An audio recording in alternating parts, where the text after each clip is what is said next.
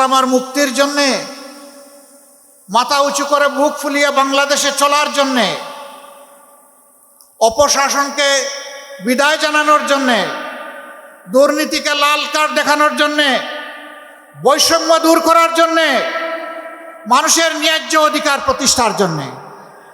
এই জন্যে সেদিন আমাদের সন্তানদের স্লোগান ছিল উই ওয়ান্ট জাস্টিস। আমরা সমাজে আর কোনো অবিচার চাই না। অবিচারের সংস্কৃতি থেকে আমরা এই জাতিকে বের করে আনব। আলহামদুলিল্লাহ তারা বের করে এনেছে, তাদেরকে সেলিউট। তারা যখন রাস্তায় নেমে এসেছে, মায়েরা তখন ঘরে বসে থাকেন নাই, তারাও রাস্তায় নেমে পড়েছেন। সন্তান তার লড়াই করবে অন্যায়ের বিরুদ্ধে, মা বসে থাকবেন ঘরে। বিপ্লবী মাদের জন্য এটা মানায় না। এই জন্যে মারাও সেদিন রাস্তায় নেমে এসেছিলেন। এমনকি এক মা তো তার 10 মাসের অবুঝ শিশুকে বুকে তুলে নিয়েই রাস্তায় নেমে পড়েছিলেন। সাংবাদিকরা তাকে জিজ্ঞেস করেছিল, আপনি এই কাজটা করতে গেলেন কেন? তিনি বললেন, কি কাজ করেছি? বলেন যে আপনি তো সাংঘাতিক কাজ করেছেন। এই অবুঝ শিশুকে বুকে নিয়ে কুলে নিয়ে মুহুর্মুহু গুলির সামনে যেখানে একটার পর একটা বিপ্লবীদের লাশ পড়ছে, সেখানে আপনি আসলেন কেন? তিনি বলেছিলেন, সো হোয়াট, কি হয়েছে? বলে, হ্যাঁ কি হয়েছে মানে? গুলি এসে যদি আপনার বুক কিংবা সন্তানের বুক অথবা দুইজনকেই যদি আফুড় করে দেয়, বলেছে নো ম্যাটার, আমি এবং আমার সন্তান শহীদের তালিকায় নাম লেখায় ফেলব। এরপরে এই মা বললেন, এই সাংবাদিক, তুমি জেনে রাখো, সন্তান আমার কোলে যাকে দেখছো, একটাই আমার সন্তান নয়। আজকে বাংলাদেশের রাজপথে যত তরুণ তরুণী যুবক যুবতী রাস্তায় নেমেছে, এই সবগুলো আমার সন্তান। আমি আমার সন্তানদেরকে শক্তি যোগাতে এসেছি। আমি বলতে এসেছি, তোমরা কাপুরুষ হয়ো না, তোমরা লড়ে যাও, বিজয় তোমাদের অনিবার্য। আমরা এই মায়েদের কাছে ঋণী। প্রিয় দেশবাসী, কেমনে এত তাড়াতাড়ি আমরা জুলাইয়ের বিপ্লবীদের ভুলে বসেছি? কেমনে নিজের সাথেই প্রতারণা করা যায় আমি বুঝি না। অনেকে জুলাইকেই স্বীকার করেন না। জুলাই চেতনা ধারণা করে জুলাই সনদ অনেকে বাস্তবায়ন চান না। অনেকে সংস্কারের পক্ষে না, এখন বলেই দিচ্ছেন যে অনিচ্ছা সত্ত্বে আমরা সংস্কারের সাইন করেছি। এখানে সাইন না করা পক্ষ আছে, কিন্তু তারাও আজ দিচ্ছে সংস্কারে হা বলতে হবে। অথচ যারা সেদিন স্বাক্ষর করলেন তারা এখন চুপ, তাদের মুখে এখন কোনো বলি নাই। তাদেরকে তাদের অবস্থান বিনয়ের সাথে বলবো, আপনারা স্পষ্ট করুন, আপনারা কি সংস্কার চান নাকি আপনারা সংস্কার চান না? না না, আপনাদেরকে বলি নাই, যারা চুপ করে আছেন তাদেরকে, আপনাদেরকে খুলাসা করতে হবে, বলতে হবে আপনারা কি চান। যদি আপনারা সংস্কার চান, এদেশের মানুষ বিবেচনা করবে এক ধরনের, যদি সংস্কার না চান তাহলে সিদ্ধান্ত নেবে ভিন্ন ধরনের। আমি আপনাদের কাছে জানতে চাই, যেই রাজনীতি আমাদেরকে ফেসিবাদ, লুণ্ঠনকারী, দুর্নীতিবাজ, ব্যাংক ডাকাত, মায়ের হত্যাকারী, আমার মায়ের ধর্ষণকারী, ইজ্জত লুণ্ঠনকারী, শিশু হত্যাকারী, বৃদ্ধ হত্যাকারী যে শাসন ব্যবস্থা আমাদেরকে উপহার দিয়েছে, আপনারা কি সেই শাসন চান? কোরআন অবস্থা ফসা সেই শাসন অবশ্যই আপনারা চান না। তাহলে আগামী 12 তারিখ ইনশাআল্লাহ প্রথম ভোট হবে হ্যাঁ। আমরা গণভোটে কি বলবো? প্রথম সিল পড়বে কিসের উপর? হ্যাঁ মানে আজাদি, না মানে গুলামি। আজাদি না গুলামি? আজাদি, আজাদি।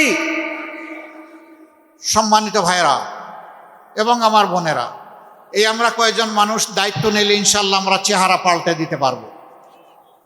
আমরা ঘরে ঘরে, জনে জনে, আপনজন, প্রিয়জন, পাড়া প্রতিবেশী, কর্মস্থলের সাথী সবাইকে আমরা বুঝাবো, আমরা মর্যাদা নিয়ে বাঁচতে চাই, আমরা নূতন বাংলাদেশ চাই। আমরা গর্ব করে বলতে চাই আমি বাংলাদেশ, আপনি বলবেন আপনিই বাংলাদেশ। আমরা সেই বাংলাদেশটি গড়তে চাই, যে বাংলাদেশের নাগরিক হয়ে গর্বের সাথে পরিচয় দেওয়া যাবে যে আমি একজন বাংলাদেশি। এখন সেই পরিচয় সংকট অনেক জায়গায় আছে। আমাদের দেশের যে শেয়ার বাজার লুট করা হয়েছে, ব্যাংক লুট করা হয়েছে, জনগণের সম্পদ লুট করা হয়েছে, বিদেশে পাচার করা হয়েছে। বাংলাদেশ ব্যাংকের তথ্য অনুযায়ী অফিসিয়ালি যেই মানির সন্ধান পাওয়া গেছে তার পরিমাণ হচ্ছে 28 লক্ষ কোটি টাকা। বাংলাদেশের রাষ্ট্রীয় বাজেটের 4 গুণ বার্ষিক বাজেটের।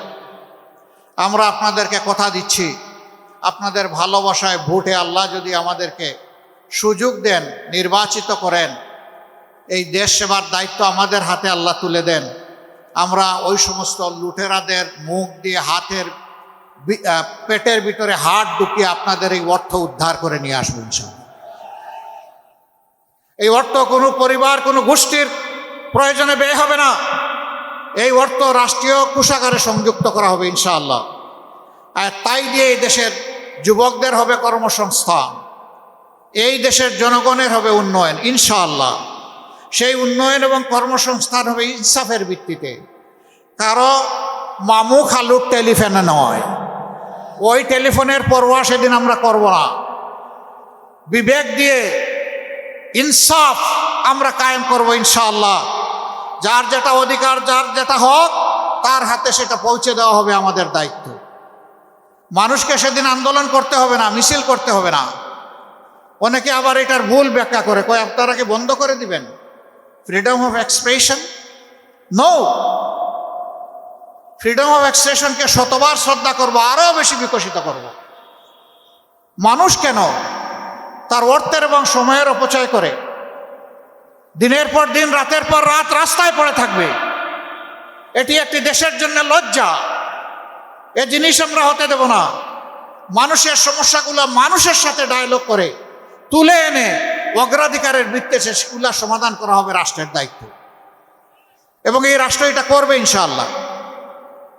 আমরা আপনাদেরকে কথা দিচ্ছি, 17 মাস আমরা চাঁদাবাজি করি নাই। আমি কি ঠিক বললাম না বেঠিক বললাম? 17 মাস আমরা মামলা বাণিজ্য করি নাই। 17 মাস আমরা দখল বাণিজ্য করি নাই। 17 মাস আমরা কোনো মায়ের ইজ্জতে হাত দেই নাই। 17 মাস আমরা কোনো মানুষের গুম হারাম করি নাই। 17 মাস আমরা সমাজে সন্ত্রাস কায়েম করি নাই। আমরা বলেছিলাম এগুলো আমাদের খাসলতের সাথে, চরিত্রের সাথে যায় না, আমরা এগুলা করি না। আগামীতে আল্লাহ যদি আমাদেরকে এই দেশের দায়িত্ব দেন, এগুলো আমরা করতে দেব না।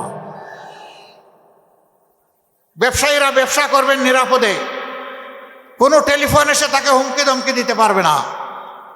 এখন ডিজিটাল যুগ, ইনশাআল্লাহ আমরা সেই অ্যাপস ডেভেলপ করে আপনাদের হাতে তুলে দেব। চাঁদাবাজ আপনার কাছে আসা মাত্রই তার সমস্ত ডকুমেন্ট এবং ইনফরমেশন যথাস্থানে চলে যাবে। আপনার কিছুই করা লাগবে না, স্বয়ংক্রিয়ভাবে অ্যাপস চালু হয়ে যাবে।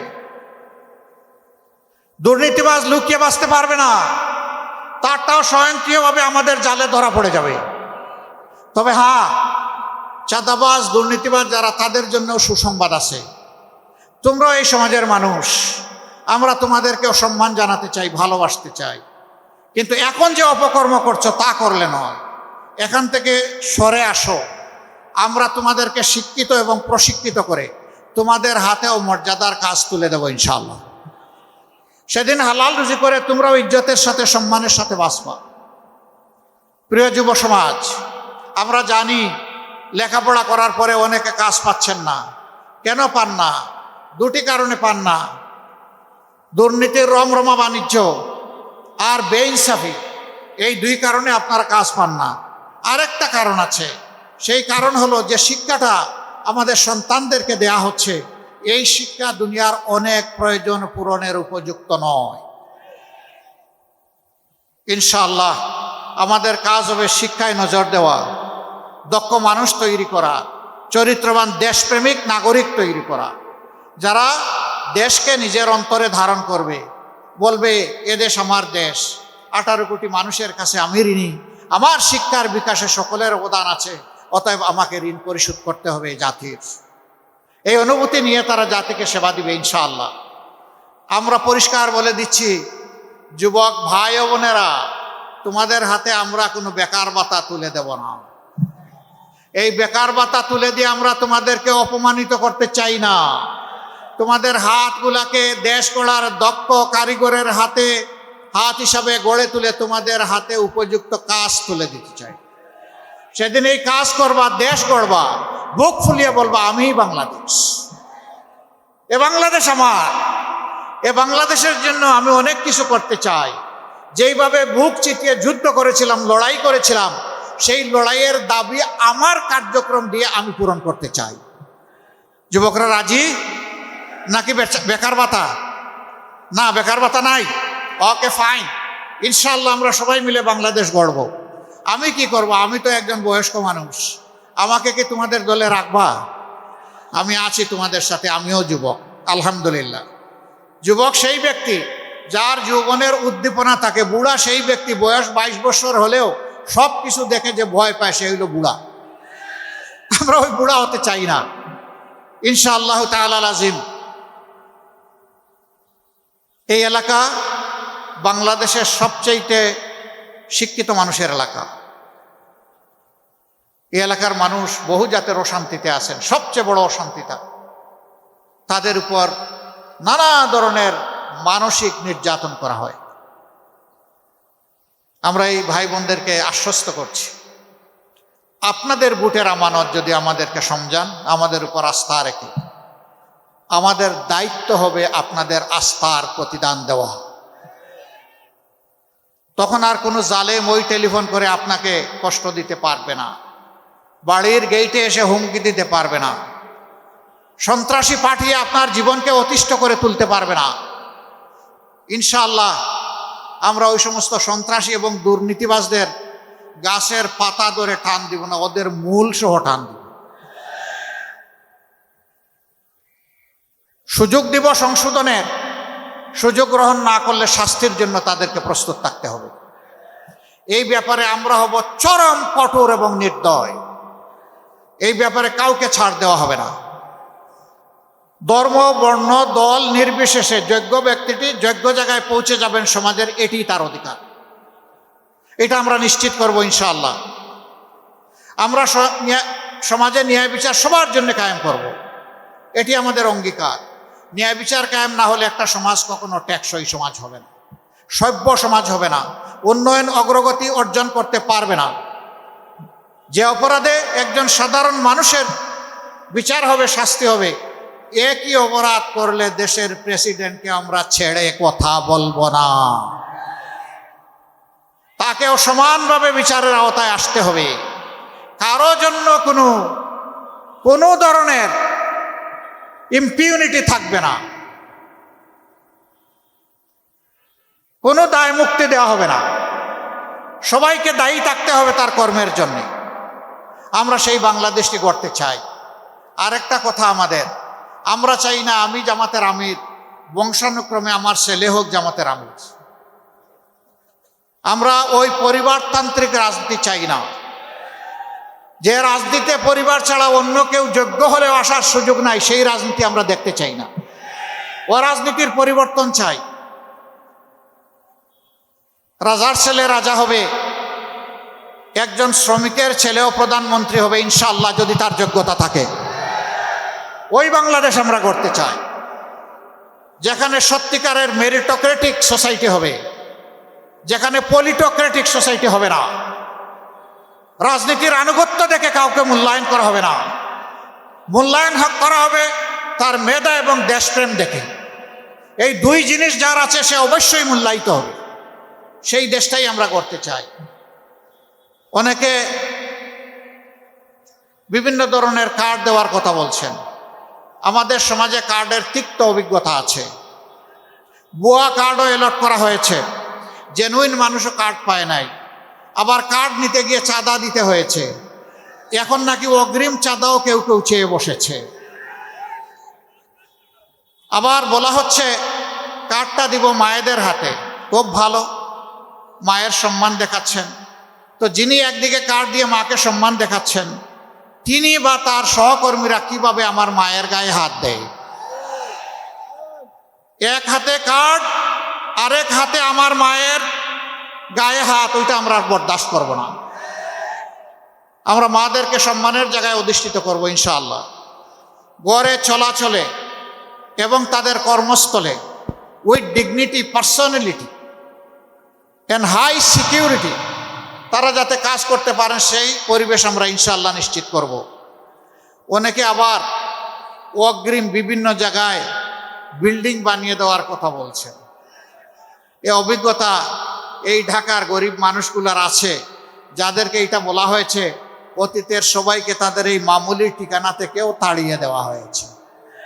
এই ঠিকানায় তারা আর ফিরে আসতে পারেনি। আমরা চাই না আমাদের এই গরিব ভাই বোনদেরকে বারবার গিনিপিগ বানিয়ে তাদের উপর কেউ এক্সপেরিমেন্ট করুক, আমরা চাই না। হ্যাঁ, তারা কি এইভাবে পড়ে থাকবে? না, তাদেরও জীবনমানের প্রতি দৃষ্টি দেওয়া হবে। বরঞ্চ একটি জনকল্যাণমূলক সরকারের প্রথম দায়িত্ব হবে রাষ্ট্রে যারা সবচেয়ে বেশি পিছনে আছে, পিছিয়ে পড়েছে, তাদেরকে তুলে আনা আগে। তারাও মানুষ, তারাও আমাদের ভাই, তারাও আমাদের বোন, তাদেরকে আমাদের সম্মান করতে হবে, তাদের দিকটাও আমাদের আপহোল্ড করতে হবে। শিক্ষা শুধুমাত্র সামর্থ্যবান লোকের সন্তানদের জন্য থাকবে, এটাও আমরা মানব না। গরিবের সন্তান অভাবের তাড়নায় যে স্কুলে যেতে পারে না, সেই সন্তানের দায়িত্ব নেবে রাষ্ট্র। রাষ্ট্র হবে তার মা, রাষ্ট্র হবে তার বাবা। তার মেধা বিকাশে রাষ্ট্র থাকবে তার পাশে। ওই যে বলেছি না, শ্রমিকের সন্তানও ইনশাল্লাহ আগামীতে হবে বাংলাদেশের প্রধানমন্ত্রী। ওই প্রতিভাগুলোকে আমরা চমকে দিতে চাই, আমরা বিকশিত করতে চাই, আমরা লুফে নিতে চাই, আমরা বুকে তুলে নিতে চাই। আমরা সেই মানবিক বাংলাদেশ করতে চাই। আপনারা কি এই মানবিক বাংলাদেশের পাশে থাকবেন? এই এলাকার যে সমস্ত সমস্যা আছে, ন্যায্যতার ভিত্তিতে ইনশাআল্লাহ হক ইনসাফের পরে দাঁড়িয়ে তার সবগুলা সমাধান করা হবে ইনশাআল্লাহ, এক কথায়। কারণ রাষ্ট্র কারো উপর অনুকম্পা করবে না। রাষ্ট্র আবার কি? জনগণই তো সব, জনগণের ট্যাক্সেই তো রাষ্ট্র পরিচালিত হয়। সুতরাং সরকারে যারা যাবেন তাদের দায়িত্ব হবে নিষ্ঠার সাথে, আমানতদারিত্বের সাথে যার যেটা অধিকার তার কাছে সেটা পৌঁছে দেওয়া। আমরা ঘোষণা করেছি আমাদের দল থেকে ইউনিয়ন পরিষদের মেম্বার থেকে শুরু করে জাতীয় পরিষদের মেম্বার যারা নির্বাচিত হবেন, আল্লাহর মেহেরবানিতে আপনাদের ভালোবাসা এবং ভোটে বছরে একবার শুধু নিজেদের নয়, নিজেদের পরিবারেরও সকল সদস্যের আর্থিক হিসাব জনগণের সামনে দিতে হবে। সংশ্লিষ্ট এলাকার জনগণের এটা জানার অধিকার থাকবে। আপনাকে সামাজিকভাবে সম্মানিত করা হয়েছে তাদের ভোটে, আপনি তাদের ভোট নেওয়ার পরে কোনো নয়ছয় করেছেন কিনা এটা জানার অধিকার আমাদের জনগণের। ভাই ও বোনেরা, সেই সাম্যের, কল্পনার, স্বপ্নের, আমাদের যুব সমাজের প্রাণের বাংলাদেশটা আমরা করতে চাই। যুবক বন্ধুরা, তোমরা তৈরি হয়ে যাও, বাংলাদেশ আমরা তোমাদের হাতে তুলে দিতে চাই। এবার আমরা আমাদের প্রার্থী সিলেকশন করতে গিয়ে যুবকদেরকে অগ্রাধিকার দিয়েছি, আর যুবকদের পুরা সংগঠনটাই আলহামদুলিল্লাহ আমরা একসাথে আছি। সেদিন যুবকরা থাকবে, বাংলাদেশ নামের যে প্লেন, সেই প্লেনের ককপিটে বসে থাকবে ক্যাপ্টেন হিসাবে যুবকরা, আমরা ইনশাল্লাহ বসে থাকবো প্যাসেঞ্জার সিটে। এবং সেই প্লেন তার নির্দিষ্ট গন্তব্যে সময় মতো পৌঁছে যাবে ইনশাআল্লাহ। আমরা পিছন নিয়ে আর কামড়াকামড়ি করব না, আমরা সামনে নিয়ে এগিয়ে যেতে চাই। সর্বশেষ শহীদ গতকাল আমার যে ভাইকে শহীদ করা হয়েছে, তার দোষ কি ছিল? এর আগে উসমান হাদিকে শহীদ করা হয়েছে, তার কি দোষ ছিল? আমরা এই সমস্ত শহীদদেরকে, আমরা আবু সাঈদকে, আবু সাঈদের সহযোদ্ধাদেরকে আমরা কথা দিচ্ছি ইনশাল্লাহ এই বাংলার মাটিতে তোমাদের হত্যাকারীদের বিচার হবে। আমরা ন্যায্যতার ভিত্তিতেই বিচার করব, কোনো অন্যায় বিচার কারো উপর চাপিয়ে দেওয়া হবে না। যার যেটা পাওনা সেটাই তাকে দেওয়া হবে। অতীতে যেমন অবিচার করা হয়েছে, আমরা সেই অবিচার আর দেখতে চাই না, আমরা ন্যায় বিচারটা দেখতে চাই। আসুন সেই প্রত্যাশার বাংলাদেশ গঠনে আমরা এগিয়ে যাই। 300টি আসনে 11টি দল নিজস্ব মার্কা নিয়ে যে জায়গায় যাকে দেওয়া হয়েছে তারা প্রতিদ্বন্দ্বিতা করছেন। ঢাকা 17 আসন এখানে আমরা দিয়েছি ডাক্তার খালেদুজ্জামানকে। আমি তাকে এখানে আসার জন্য আহ্বান জানাবো। এখানে 11 দলের পক্ষ থেকে আমরা সকলে তাকে করেছি আমাদের প্রতিনিধি। আমরা এখন সকলের পক্ষ থেকে তার হাতে ইনসাফের প্রতীক এই দাড়িপাল্লা তুলে দিলাম। ধরো, শক্ত করে উঁচু করে ধরো, তোমাকে ধরতে হবে, তুমি ছাড়লে হবে না। আল্লাহ তাকে এই পাল্লার ন্যায্যতার ভিত্তিতে এই এলাকার দায়িত্ব ইনসাফের ভিত্তিতে পালন করার তৌফিক দিন। ইনশাআল্লাহ 12 তারিখ বিজয় ছিনিয়ে এনে আপনারা আপনাদের হিসাব বুঝে তারপরে ঘরে ফিরবেন। ঘরে ফিরে আল্লাহ শুকরিয়া আদায় করে 2 রাকাত নামাজ আদায় করবেন। চোখের পানি দিয়ে 4টা সেজদা দেবেন। আল্লাহ যাদেরকে তার ভালোবাসার জন্য বিজয়ী করবেন একান্ত মেহেরবানিতে, তারা যেন তাদের উপর অর্পিত দায়িত্ব পালন করতে পারে তাদের জন্য দোয়া করবেন। মার্কা আছে? কোন সে মার্কা? আরো জুড়ে। সারা বাংলায় 17 আসনে 12 তারিখ সকাল সন্ধ্যা বিজয় হবে ইনশাআল্লাহ। ইনশাআল্লাহ আল্লাহ তাআলা কবুল করুন। এরপরে আমি আমাদের ভাই আরিফুল ইসলাম আদিব, যাকে আমরা ঢাকা 18 আসন থেকে, পার্শ্ববর্তী আসন থেকে আমরা 11 দলের পক্ষ থেকে প্রতিনিধি মনোনীত করেছি।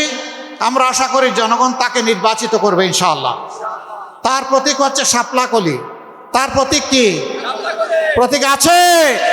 কোন সে প্রতীক? কোন সে প্রতীক? সারাদিন 12 তারিখ বিজয়ের মালা ইনশাআল্লাহ। সবাইকে ধন্যবাদ। আসুন আমরা মহান আল্লাহ শুকরিয়া আদায় করে তার তোরে স্লোগান দিয়ে বিদায় নেই।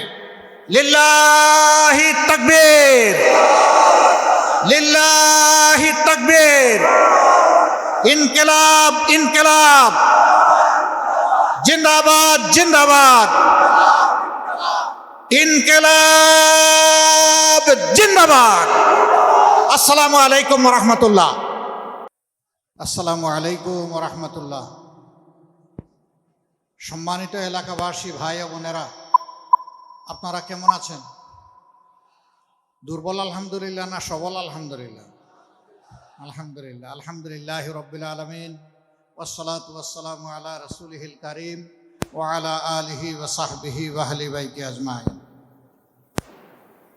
ঢাকা 17 আসনে আসন্ন নির্বাচনে 11 দল সমর্থিত জামাত ইসলামী মনোনীত প্রার্থী বিশিষ্ট চিকিৎসক সমাজসেবক জনাব ডাক্তার এস.এম. খালেদুজ্জামান এর পক্ষে আজকে আয়োজিত এই নির্বাচনী জনসভার সম্মানিত সভাপতি বিশিষ্ট চিকিৎসক জনাব ডাক্তার আসাদুজ্জামান কাবুল, মঞ্চে বসা 11 দলের সম্মানিত নেতৃবৃন্দ, শহীদ পরিবারের সদস্যবৃন্দ, জুলাই যুদ্ধে অংশগ্রহণকারী বীর যোদ্ধাবৃন্দ এবং ভাই ও বোনেরা, সাংবাদিক বন্ধুগণ, বক্তব্য আপনারা শুনছেন দীর্ঘক্ষণ ধরে।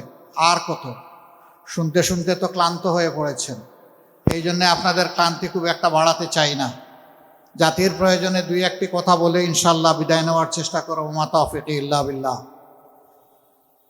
প্রিয় দেশবাসী, বাংলাদেশ ইতিহাসের একটি গুরুত্বপূর্ণ বাঁকে এসে এখন দাঁড়িয়েছে। এক এক করে স্বাধীনতার পর 54টি বৎসর আমরা অতিক্রম করেছি। আমরা অনেকগুলা দলের শাসন দেখেছি, জোটবদ্ধ শাসনও আমরা দেখেছি। সেই শাসনগুলো একেবারেই বাংলাদেশের মানুষের জন্য কিছুই করে নাই একথা আমি বলবো না। তারা করেছেন, কিন্তু সদিচ্ছা থাকলে আরো অনেক কিছু করার সুযোগ ছিল। তারা করতে গিয়ে অনেকে কিছুটা জনগণকে গুরুত্ব দিয়ে করেছেন, আবার কেউ জনগণকে ভুলে গিয়ে নিজের গুরুত্ব তুলে ধরেছেন। যারা নিজেকে দেখেছেন তারা দেশের অর্থনীতিকে পঙ্গু করে দিয়েছেন, লুটপাট করেছেন, সিন্ডিকেট করেছেন, চাঁদাবাজি করেছেন, নিজে দুর্নীতি করেছেন, দুর্নীতিবাজদেরকে শরিক করেছেন। এই জাতি তিলে তিলে জর্জরিত। শেখ হাসিনা যখন ক্ষমতা ছেড়ে পালিয়ে যান, বাংলাদেশ তখন বিধ্বস্ত অবস্থায়, ব্যাংকিং ব্যবস্থা মুখ তুবড়ে পড়ে গেছে। শেয়ার বাজার তার আমলেই, তার দুই শাসন আমলে দুইবার লুট হয়েছে। 134 জন মানুষ শেয়ার মার্কেটে সব হারিয়ে আত্মহত্যা করেছে। লক্ষ লক্ষ তরুণ যুবক একদম নিঃস্ব হয়ে গেছে। আরও অনেক বিনিয়োগকারী তারা সব হারিয়ে পথে বসেছে, এবং এই সব কাজগুলা করেছেন শেখ হাসিনা। শেখ হাসিনার আশ্রয় এবং প্রশ্রয়ে এই মহা দুর্নীতি হয়েছে। একদিকে এই দুর্নীতি, আরেকদিকে দুঃশাসন। দুঃশাসনের কবলে পড়েছিল সারা বাংলাদেশ, বিশেষভাবে প্রতিপক্ষ রাজনৈতিক সংগঠনগুলো, এর মাঝে আবার বিশেষভাবে জামাত ইসলামী। এই একটি দলের উপর শতাব্দীর সবচেয়ে বড় জুলুম করা হয়েছে। এক এক করে 11 জন নেতাকে খুন করা হয়েছে। তারপরে 1000 কর্মীকে খুন করা হয়েছে, 5000 কর্মীকে পঙ্গু করা হয়েছে, 700-র মতো সহকর্মীকে গুম করা হয়েছে। তার মধ্যে 8 জন এখনো ফিরে আসেননি আমাদের বুকে। তারা কি আছেন না দুনিয়া ছেড়ে চলে গেছেন? তাদেরকে দুনিয়া থেকে বিদায় করে দেওয়া হয়েছে, আমরা জানি না, তাদের মা বাবারা জানে না, আপনজনরা জানেন না। শুধুই 8 জন নয়, এরকম আরো অনেক মানব সন্তান তারা তাদের আপনজনের বুকে ফিরে আসেননি। সেই কষ্ট, সেই দুঃখ বুকে চেপে আমরা বুকে ধরেই আমরা এগিয়ে চলেছি। এই সব কিছুর পরে 24-এর 5ই আগস্ট একটা পরিবর্তন বাংলাদেশে আসলো। এই পরিবর্তনের নিয়ামক শক্তি ছিল আমাদের যুব সমাজ। এর আগে 15 বৎসরের মতো সময় আমরা ফ্যাসিবাদের বিরুদ্ধে আন্দোলন সংগ্রাম লড়াই করেছি, কিন্তু ফ্যাসিবাদীদেরকে আমরা বিদায় দিতে পারি নাই। আমাদের যুবক যুবতী সন্তান সন্ততিরা তাদের একটি ন্যায্য দাবি নিয়ে তারা আন্দোলনে নেমেছিল। হাতুড়ি, মুগরার লাঠি দিয়ে, বন্দুক আর গুলি দিয়ে তাদের সেই আন্দোলনকে দমানোর চেষ্টা করা হলো। জুলাইয়ের 15 তারিখ ঢাকা বিশ্ববিদ্যালয়ে আমাদের কলিজার টুকরা মেয়েদের উপর আক্রমণ চালালো গুন্ডা বাহিনী। সেদিন তারা ভুলে গিয়েছিল যে তারা মানুষ না অন্য প্রাণী। এই ক্ষত গোটা জাতিকে বিস্ফোরিত করেছিল। সমস্ত মায়ের মনে দুলা লেগেছিল, বিদ্রোহের আগুন জ্বলে উঠেছিল। 16 তারিখ 6 জন সিংহ শার্দুল তারা ফ্যাসিস্ট সরকারের গুলিতে নিহত হলো। বিপ্লবের আইকন আবু সাইদ, বেগম রোকেয়া বিশ্ববিদ্যালয়ের মেধাবী ছাত্র, সে রাস্তায় নেমে, রাজপথে নেমে বলেছিল, হয় আমার অধিকার দে, না হয় আমাকে একটা গুলি দে। সে ডানা মেলে বলেছিল, বুকের ভিতরে তুমুল ঝড়, বুক পেতেছি, গুলি কর। তার আস্থা ছিল, বিশ্বাস ছিল, জনগণের টাকায় কেনা অস্ত্র এবং গুলি তার বুকে বিঁধবে না।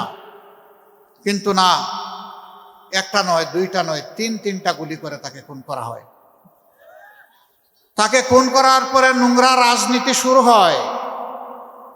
প্রধানমন্ত্রী থেকে শুরু করে সেই সময়ের সকল নেতা পাতারা বলতে শুরু করলেন, সে বাহিনীর গুলিতে নিহত হয় নাই, সহযোদ্ধাদের গুলিতে নিহত হয়েছে। এরপরে বলা হলো কোনো গুলি তার গায়ে লাগে নাই, সে এমনিই পড়ে মরে গেছে। তার পোস্টমর্টম রিপোর্ট নিয়ে জালিয়াতি করা হলো। এরকম জাতির সাথে এরা 15.5 বৎসর চরম জালিয়াতি এবং ধোঁকাবাজি করেছে। সত্য আড়াল তাকে না, বেরিয়ে এসেছে। এই যে আবু সাইদরা বুক পেতে দিয়েছিল, কার জন্যে?